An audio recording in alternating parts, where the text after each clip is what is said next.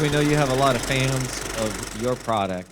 Uh, we've heard it many times, and George wanted to let everybody know that title I chose, "Oh My, It's Perfect," was my title. Not mine. Because we may think it's perfect, but you as the importer know the struggles and the challenge to literally make the perfect model. What are some of the things you fight with, George, to constantly keep improving and keep exacting a very high level of detail in what you do?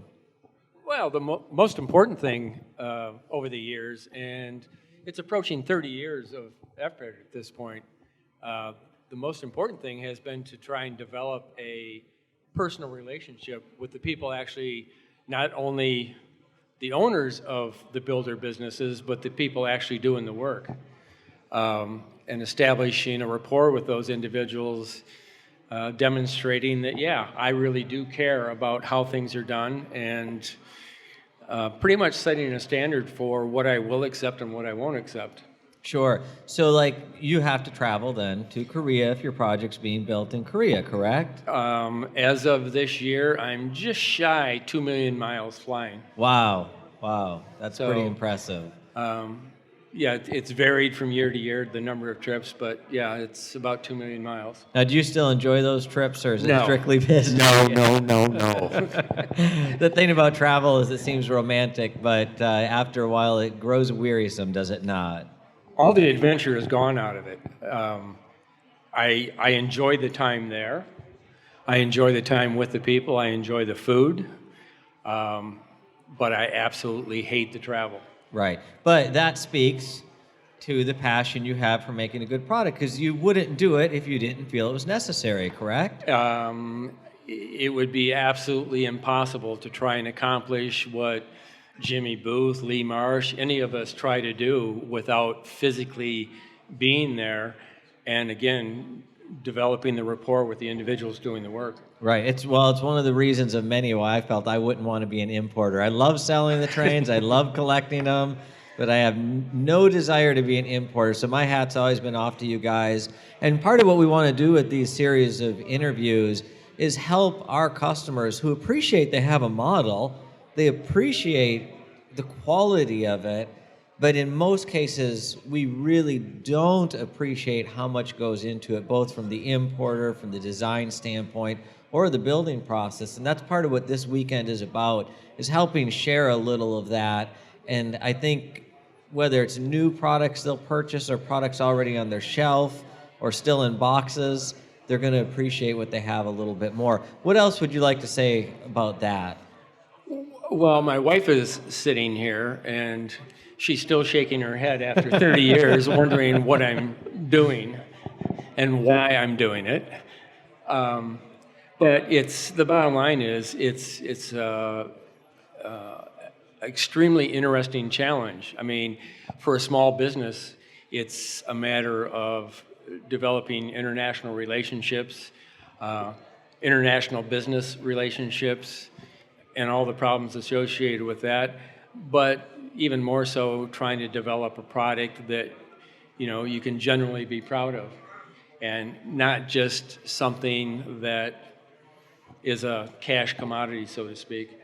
I know that all of us that are involved in this endeavor take great pride in what we try to do, and it's very much a life's effort. And to have people better understand what goes into the projects through events like this, I think is extremely important. And it helps to enhance the value if you know more about how it was accomplished and some of the difficulties involved with it. Yeah, so you have to basically wear a lot of hats as an importer. You end up having to do a little bit of everything, because the bottom line is the business, in terms of dollars and cents, does not support a large staff. So in order to get things done, you may be working in 3D design software 1 minute and packing boxes full of models with peanuts in the next minute. So you do what you have to do to get the job done. But literally every job's important, because you could build the best model ever and ship it to them and it's damaged, and exactly. that facet Yeah. of it is just as important, right? Which oftentimes is why it's difficult to actually hire people to do what you need done, because if they don't have the same level of passion, as you say, a beautifully built model can be destroyed because somebody didn't care enough to pack it properly. Right. And that leads to not only frustration on my part, but certainly frustration on the part of the person that paid good money for a product that it arrives damaged. So, Now, do you think some of the technological advances with 3D software and maybe enlighten us a little bit on, is this aiding even getting to a better level of detail, do you think, in the future and now? well, I've been involved with it long enough now, as I say, approaching 30 years, where I go back to the days when all the drawings for a project were hand drawn, pencil and paper. Um, and the primary means of communicating a design was taping together 8.5 by 11 sheets of paper to feed through a fax machine so you could get a full length GOD of a locomotive. And, having the fax machine time out halfway through and you spend half of your night trying to get a fax sent. So we've gone from there to progressing to email, to the point where AutoCAD kind of became the default standard for designing model trains, and pencil and paper drawings are pretty much completely gone at this point.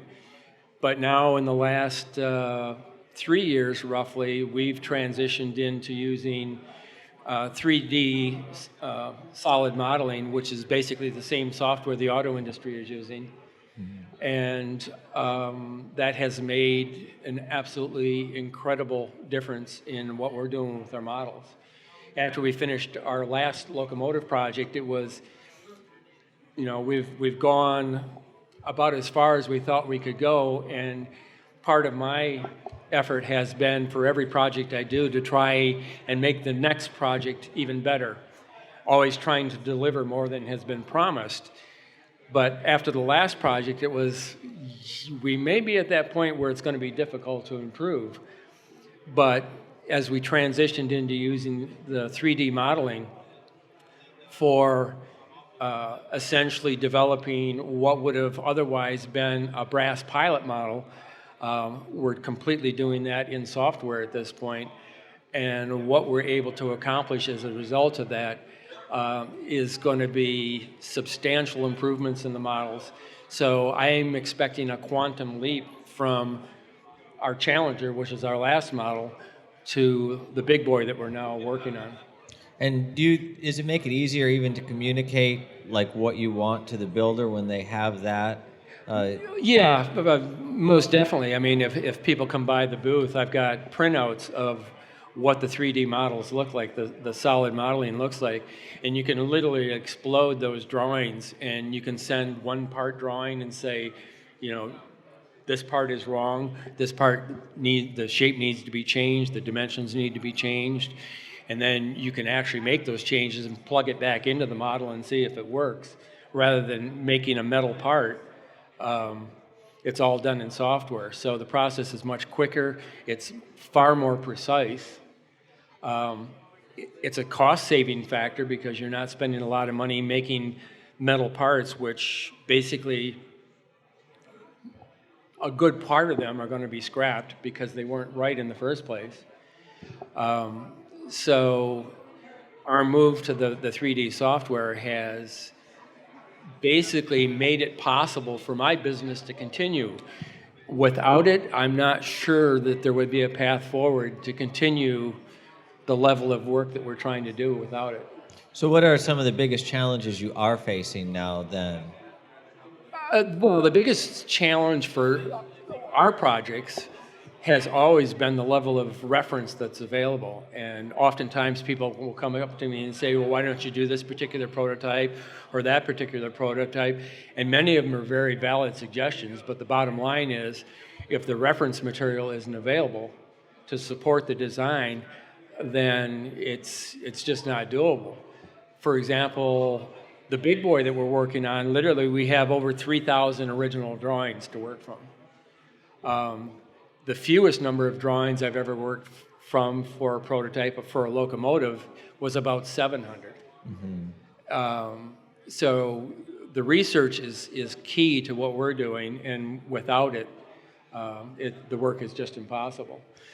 And progressing from the research, it's having the photos and then interpreting that in such a way that it's understandable to the builders, primarily who are Korean, and have never seen nor probably ever will see any of these locomotives or pieces of rolling stock that we're trying to produce.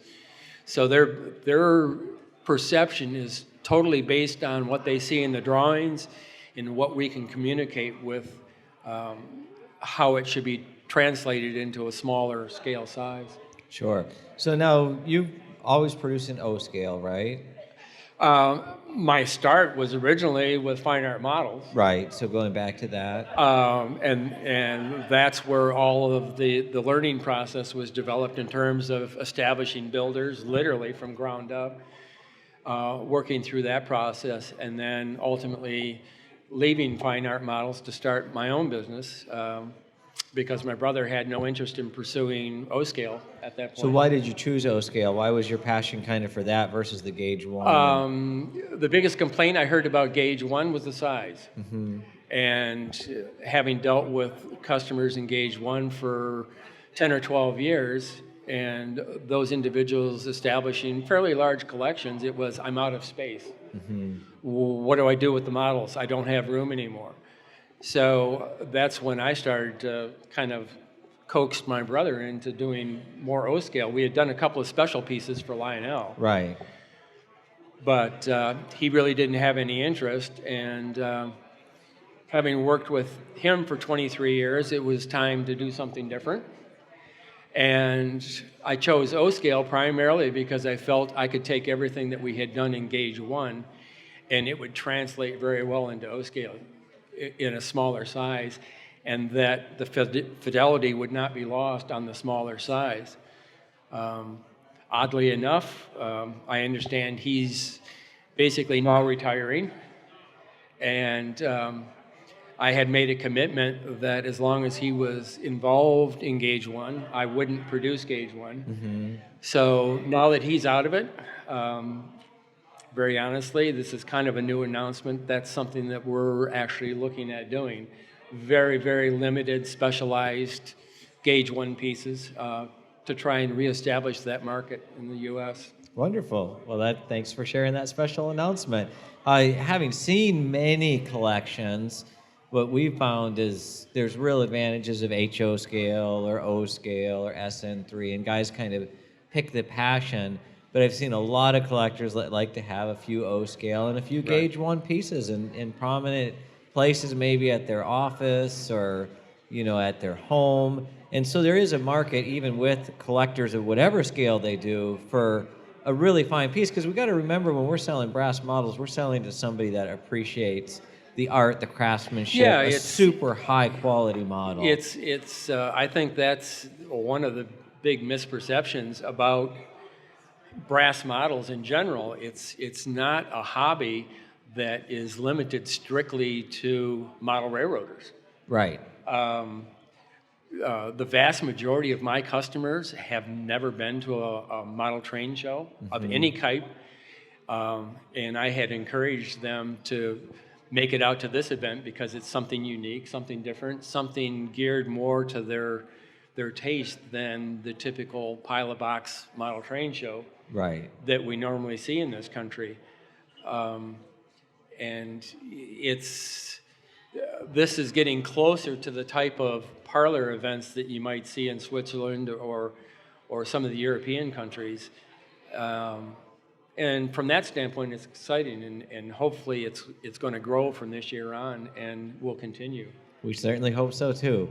Well, George, thanks so much for joining us. We're excited that you shared that announcement. I know it's going to make a lot of happy collectors out there. Thanks for having us. Thanks for having me, and I appreciate the opportunity to be able to share.